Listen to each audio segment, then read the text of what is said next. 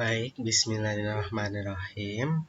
Assalamualaikum warahmatullahi wabarakatuh. Halo semuanya, perkenalkan nama saya Alvin Rizky Ahmad dari kelas 17.2A.07 dengan NIM 117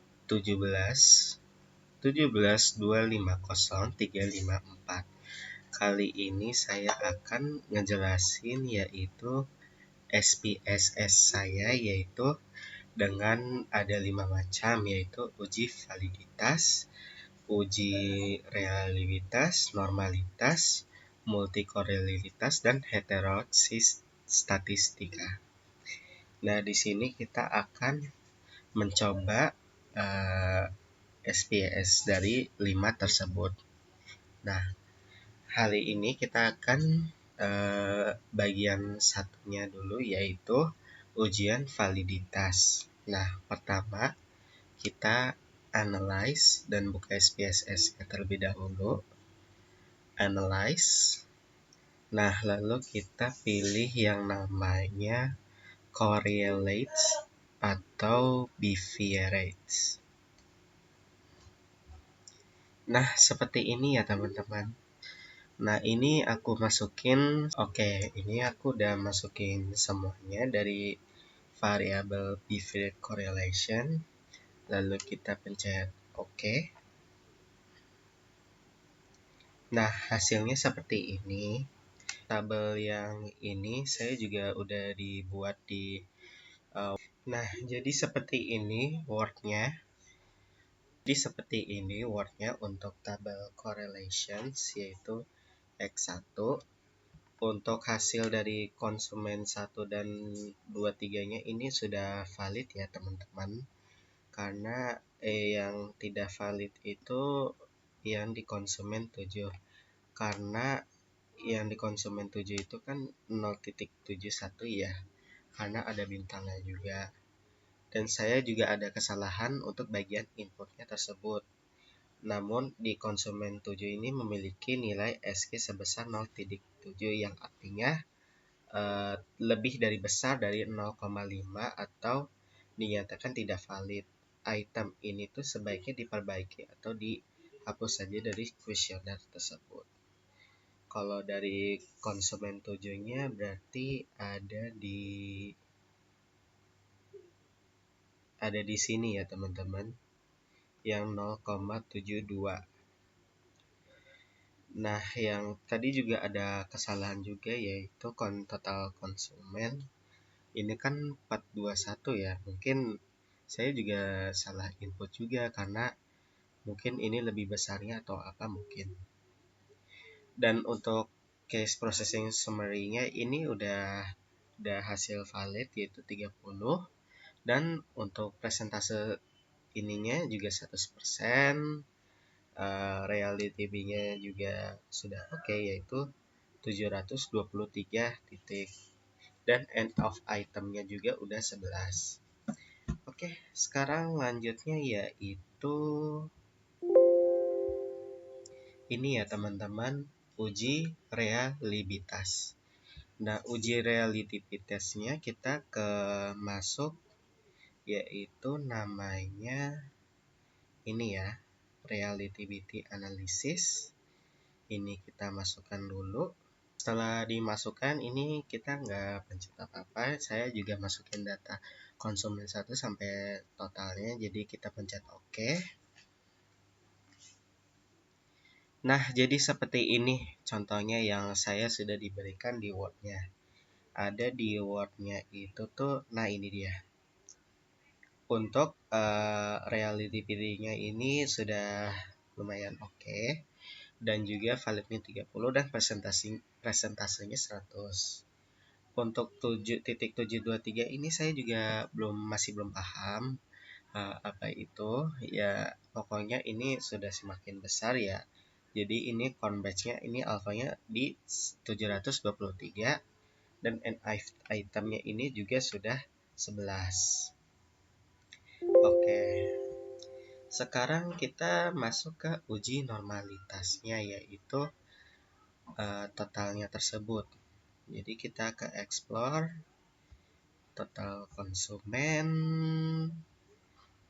ini sama ini. Nah, ini totalnya, jadi aku di bagian plot kita ini terus normality with test lalu pencet OK. Nah, jadi seperti ini contoh dari uji normalitasnya, yaitu di deskriptifnya. Nah, untuk itu kita langsung bahas dari tabelnya. Saya buka Word-nya terlebih dahulu. Nah, ini total konsumennya yang dari processing summary. Di sini ada deskriptif, yaitu total konsumennya. Hasil statistiknya yaitu 29,0. Dan ini total konsumen dari X2 yang hasilnya 18. Dan ini adalah total konsumen yaitu 25, 20 aja, 87. Nilai yang slowness ini yang cukup tinggi karena X1 itu sebesar 1,58 dan X2-nya itu sebesar 1,257. Dan Y1-nya itu karena kita memiliki nilai yang besar yaitu 1,368. Juga menunjukkan distribusi yaitu yang condong ke kanan atau posisi yang skewed. Ketika data itu tidak normal, kita akan mempertimbangkan transformasi data yang dari atau menggunakan uji statistik parametrik sebagai berikut. Nah, ini hasil normality dari kita totalkan tersebut. Ini saya udah pindahkan ke Word. Oke, kita lanjut aja. Nah, jadi hasilnya seperti ini kalau kita output dari IBM statistik akan masuk ke uji heterodasitas. Kita pencet analyze, lalu pilih yang namanya regression, terus pencet linear. Nah, heterodasistika ini udah saya lalu pencet statistik. Ini saya nyalakan. Saya nyalakan. Oke. Ini plots di ZPSID-nya di Y, X-nya di ZPED, lalu continue. Terus kita pencet OK. Nah, hasilnya seperti ini untuk summary dari hasil statistik X1-nya. Kalau untuk versi Word-nya, nah ini hasil dari heterodasitasnya, yaitu ada variabel entry, variabelnya yaitu konsumen, sama model summary untuk tersebut. Nah, dari outputnya tersebut, karena melihat nilai R square adalah 1000, ini berarti model memiliki fit yang sempurna karena X1 adalah hasil yang penjumlahan dari semua item dan komponen ini wajar secara statistik. Nilai Durbin yang sebesar menunjukkan tidak ada autokorelasi sebagai benar-benar memprediksi yang totalnya untuk skala yang jika titik menyebar secara acak dan tidak ada membentuk pola atau corong atau tidak terjadi heterodasitasnya. Dari data ini secara keseluruhan modal ini tidak menunjukkan indikasi atau heterodasitasnya yang bermasalah.